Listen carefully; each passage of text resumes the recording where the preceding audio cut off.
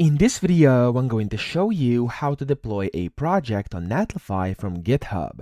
Now, the first thing you have to do here inside Netlify, you want to go in the Projects tab here on the left, and then you want to click on Add New Project, top right, and then you want to click on Import an Existing Project. Here, there's going to be a bunch of things, and you want to click on GitHub to actually be able to deploy your project with GitHub. And then here it's going to basically authorize. For me, it did that automatically. For you, you may actually have to sign into GitHub. So if that happens, sign in using your username and password, and then you'll be good to go. You'll be connected. And then from here, you'll be able to see your projects. Now I'm going to just import one of my projects over here or deploy them by clicking on one of them here. There we go. And then you have to select your team, the project name. I'm just going to name it Calc1 because it's a calculator. Oh, it says it's not available. We're just going to do 1, 2, 3. Let's see if that works.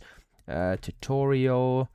Of course, you can do whatever you want as long as the name is available. There we go. As you can see, I found a name, so you may have to play around with it a bit to actually be able to do this.